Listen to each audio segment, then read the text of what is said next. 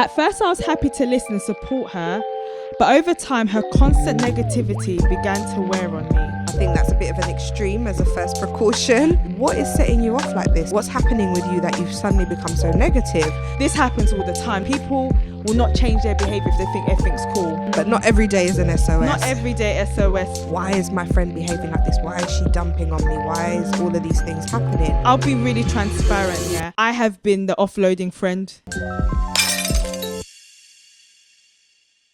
Hello and welcome to the Unfriended podcast, where we have candid conversations about friendship breakups within female friendships. I'm your host, Miss Daisy, and on each episode of this podcast, I sit down with a variety of guests as they share their stories and experiences of friendship breakups. And today we have another dilemma episode, and I'm joined again by Samba. Hi everyone. Welcome back, Samba. Thank you for having me. Oh, have you been? Baby's getting bigger. Okay. Belly's getting rounder. But yeah, we're good. Just busy with work, life, having a toddler. Okay. But yeah, I can't complain. It's been good. It's good to be here again. Yeah, thanks for coming again. Do you know what? Samba is just, I love Samba so much. Like, even the fact that during my wedding, she was a bridesmaid and she was pregnant as well. And she just didn't complain or anything like that. And even now, like with everything that's going on, I'm really thankful that you've, taken some time out to come on here and have a chat with me on the pod. So I really, really appreciate that. So let's get into our dilemma. So this is a very interesting one. So the dilemma starts with, hi, I was wondering if you could help. I've always wanted to become a therapist and it's been my dream. Ooh. I'm currently studying psychology and I'm working really hard to prepare for the future that I've always wanted. But now I find myself facing a dilemma that's making me question not just a friendship, but also whether I'm truly suited for this career path. Okay? Mm-hmm. So one of my close friends has started leaning on me heavily, sharing her daily frustrations and complaints. Okay, we all know where this is going. Yes. Okay. But let's keep reading. Yeah. At first I was happy to listen and support her, but over time her constant negativity began to wear on me. I tried to talk to her about how I was feeling overwhelmed and she sincerely apologized. Okay, that's pretty good. Like, yeah, that's good. But even after that, I noticed I was still struggling. Whenever she starts talking about her problems, I find myself thinking, I don't want to listen to this. That's not like me and it's been affecting my own mental health. I've lost sleep over this and I've even had panic attacks. Wow, panic attacks? That's mad.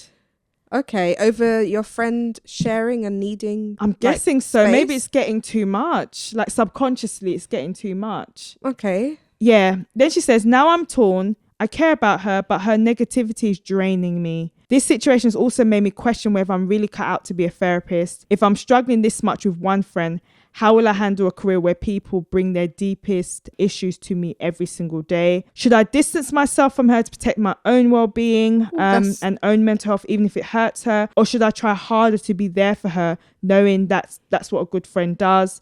And a future therapist, what should I do? I'm confused and don't know what the right way is. Well, first off, distancing yourself from your friend who is obviously in need is jumping into the deep end a little bit, I think. I think that's a bit of an extreme as a first precaution. No, but think about it. It doesn't sound like the friend's in need. It just sounds like the friend's constantly complaining, because she said it started off with little small things here and there. It just seems like it's little things, like little insignificant things. She hasn't mentioned like, my friend's going through it, she's going through this. It's just like she's just negative and complaining. You know, sometimes when we're negative, like, you know, for example, when you have a bit of an argument with your parents, for example, and it's something so ridiculous, but it's been building up because something else, something bigger is laying under the surface and it hasn't been dug up yet. So you're only sort of barely scratching the surface with this little complaints. So I don't know. I think with her questioning, first of all, let's, tick off the career bit, because that's probably the easiest part of this dilemma, right? Yeah. Because career and everything, we can resolve that, but deeper, meaningful relationships is something True. that you probably need a little bit more time to explore. So with career, what I would say, in my opinion, is that even though you feel like, oh my gosh, I can't deal with my friend's issues and all her minor complaints, how would I deal with patients as a psychologist or as a therapist? Well, that's very different. One, because when you schedule in a meeting with a client or a patient, it's scheduled, it's structured, you give constructive treatment for the person seeking therapy, and there is no emotional attachment. You are doing your job. You're in a position of, this is a doctor-patient relationship essentially, or, you know, a therapist-patient relationship. So all the emotions, all the history, all the deep-rooted connections is completely removed. Yeah, and you're not maintaining, I'm guessing in the ideal world, you're not maintaining an actual relationship outside of that therapeutic relationship. So it's slightly different. Yeah, it's literally like, during this time slot, I open my patient file, I look at the issues they've been trying to communicate with, and I constructively process the information and then apply the knowledge that I have as a therapist to help them through it. And that's it. It's very constructive. It's got lots of boundaries. It's got lots of like hard lines between, you know, interpersonal relationship and strictly a professional service relationship. So in that context, I don't think you would feel overwhelmed in your role as a therapist, because essentially it's completely different. There's no emotional attachment. There's no ties beyond the working hours, unless you're an out of hour, you know, emergency mental health specialist. There's none of that. And in addition, you have support from colleagues. You have a work environment where, you know, you have meetings with other people in the industry to say, this is what I'm dealing with. I need help with this, this and that. So it's completely different context. So from a career perspective, I would keep persevering, because if it's something that you've always wanted to do and felt very strongly about it and have been doing well in that, then I wouldn't let this one situation with one friend, you've not mentioned multiple scenarios, it's one particular person who is clearly very close to you, to be able to come to you that frequently, I wouldn't let that hinder your career and where you want to go with it. I wouldn't let it stop you from progressing, essentially. Yeah, and just to add to that as well, I think what would be a good idea is to maybe talk to like maybe a tutor or just somebody in your course, like your lecturer. Yeah, because they deal with these things. So you can just say, look, this is what's happening with my friend. I'm really doubting, you know, this career path. And they might be able to say to you, look, this happens all the time. This is normal. Like, people start to be therapists and they feel like their friends and families have a lot of problems and they feel like they're not cut out. So they'll be able to normalize how you feel and let you know you're not feeling alone. Also, I know that a lot of therapists have like therapists or supervisors, someone that they talk to. So I think definitely on this journey, like, don't go through this alone, especially if you're having panic attacks.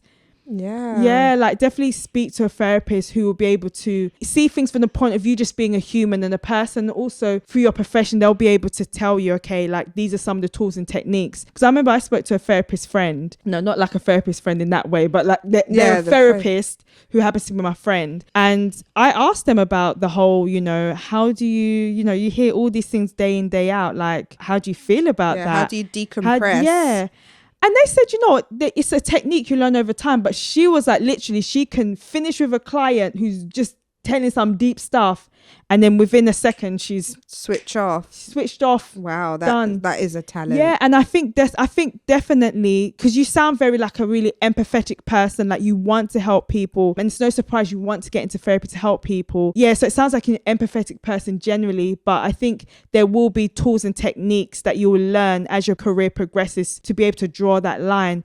And secondly, as Samba mentioned about the whole professional relationship, this is your friend. There's emotional investment. So you're not dealing with them like a client. You have a relationship with them outside of that. And also the fact that you're friends, it's a two-way thing. So maybe there's an expectation that she'll understand the impact her behavior is having on you.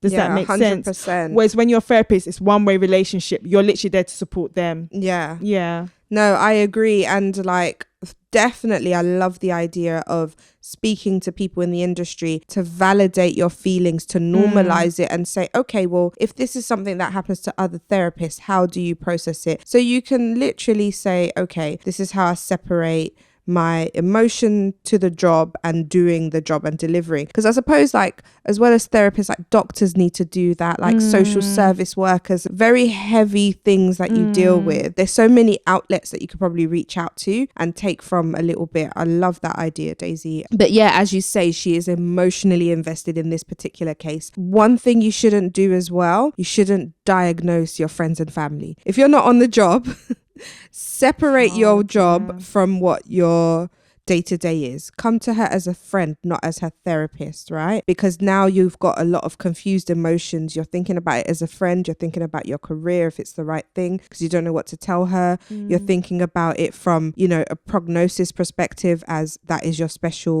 areas of expertise. Like, why is my friend behaving like this? Why is she dumping on me? Why is all of these things happening? So you need to separate your professional career from being there for her as a friend until she needs your speciality to support her. So separate the two. And also remember, like I initially said when you was reading out the dilemma, that she's jumping into the deep end. I know the podcast is called Unfriended, but you shouldn't be so easily, like it shouldn't be so quick. I guess the question is, should I unfriend or shouldn't I? I think that is definitely jumping into the deep end. Maybe she's continuously nagging and being negative because that's how her emotions are. She's going through something negative in her life. So everything, you know, when you're like, the straw that broke the camel's back, she's maybe at that straw. She's maybe on the last straw. The littlest thing. The littlest thing is going to set her off. Definitely. So understand as a friend, like, what is setting you off like this? What's happening with you that you've suddenly become so negative? But then, Samba, let's be real. Like, it's draining. And I think even if there wasn't that... Go on. Sorry, is it draining because you've not addressed it, or is it? No, but she said that she spoke to her, she's apologized, and then even after that, she's continuing. It sounds like the friend just can't help herself. She's stuck in this negative cycle. And I feel like even outside of, okay, put aside the fact that she's studying to be a therapist, if you put that completely aside, it's still a very draining situation to be in, where someone's constantly negative to the point that every new problem they have, you literally feel like, imagine Sam and me and you are friends, yeah? Imagine getting to a point with me where you're like, I don't want to listen to you anymore. Like, it's hard. Yeah, it is hard. Yeah, when you put it like that, I could, like, Daisy's calling me, ring, like, Samba, I'm broken down today. Don't even say hi or how are you. Just straight in there. And every time you speak to them and it's like, hi, how are you doing? I've also had a hard day. Would you care to know? Like, it is draining. And I think that's what's causing her to have panic attacks, because she's probably extremely emotionally drained because it's someone so close to her. And also, I'm a firm believer in that transference of energy. So that constant negative stream of energy, that constant negativity, those bad thoughts, they start seeping into you because it's coming from someone close to you. So I think we're not unfriending, in my opinion, but we're taking a step back to regroup, to shed some of that negativity. And then also maybe approach your friend and say, look, I love you and I want to be there for you, but I feel like you don't know how it is you want people to be there for you, because everything feels negative. We've had a conversation and it's kind of continued. How is it that I can help you? But at the same time, I'm also struggling. Don't say that she's the cause of the struggle, because that might be a little bit too honest, a little bit too brutal. And if she's really going through something, that might make her spiral more. Yeah. But just say, I'm also dealing with a lot emotionally and mentally. I'm struggling with how hard my job's going to be, how hard my course is going to be. And then sort of slide in there that because my job and my course is going to be hard, I'd love to separate my professional career from my private life.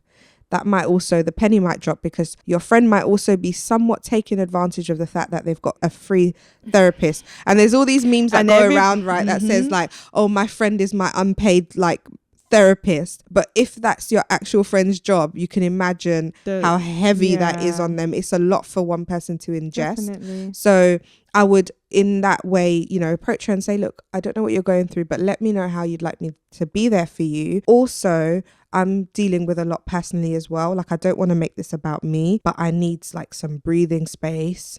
So let me know how I can be there for you. But at the same time, like, I have to factor in that I'm dealing with a lot as well. And with my work, with personal life, I'm trying to keep my professional career and my private life separate as two separate entities so that I can deal with some of these like at piecemeal, like a little bit at a time, deal with work, deal with personal issues, personal life, interpersonal relationships. And without telling her, you're indirectly sort of giving her a nudge that I need time. This is a lot for me. I'm dealing with a lot myself. And also, I don't want the fact that I'm a therapist to mean that everyone's just going to emotionally dump on me. Definitely. Because I'm a person as well.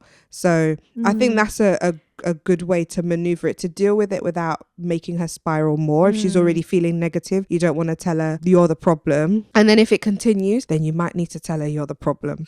But let's start off softly, because you know, I feel like, again, sometimes everyone with this brutal honesty thing with, I feel like sometimes people are so brutal. It's like, oh, I'm just being honest. I hate that, because it's not what you say, it's how you say it and Definitely. How you approach it. Especially if you want, depending on the outcome that you want, like if you want a receptive, responsive outcome, you got to come a bit softly. And it's hard because you're like, oh, I'm having to do all this emotional labor. I'm having to be the one tiptoeing. But again, it depends on what outcome you want. And I don't know if this is too far, but if this is an ongoing issue, as somebody who's studying to be a therapist, you can actually say to her, look, have you considered speaking to a therapist about this, having therapy or speaking to somebody? Because for some people, they especially a neutral party, that's a good idea. Someone that doesn't know you, who's not going to be biased and tell you what you want to hear, but like speak to an actual professional. Definitely don't offer to be her therapist, like, because she might turn and be like, but you're here. But honestly, just maybe encourage her, because it seems like she's got a lot to say. And I know for some people, just having that space where they can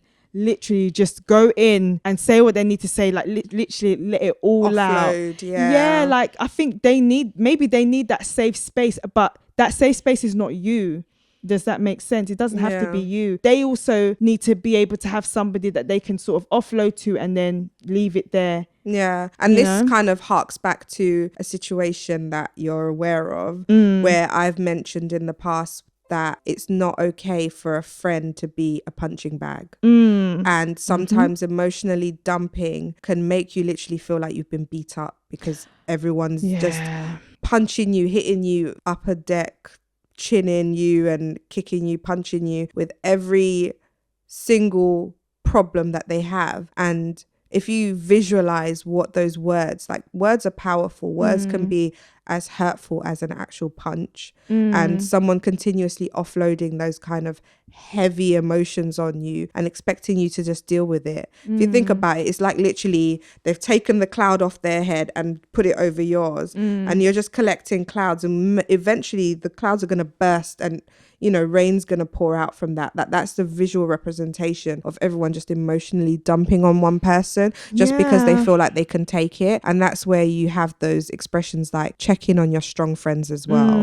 because they need it. So honestly, like, be encouraged. This has been your dream. You've always dreamed about becoming a therapist. There are bumps in the road in your career, and times, like, you know, even us two as working professionals, that you do have a lot of self-doubt sometimes. And imposter syndrome. Sometimes you just need someone to remind you that we're all out here trying, and what you've said is not surprising. Like, I think a lot of people probably go through that whilst they're studying to be therapists. And definitely with your friend, have that conversation. You've had it before, so that's good, and they've apologized, so they're aware that, okay, I'm overstepping, but it's okay to come back and say, hey, you know, we spoke about this the other time, I'm still feeling.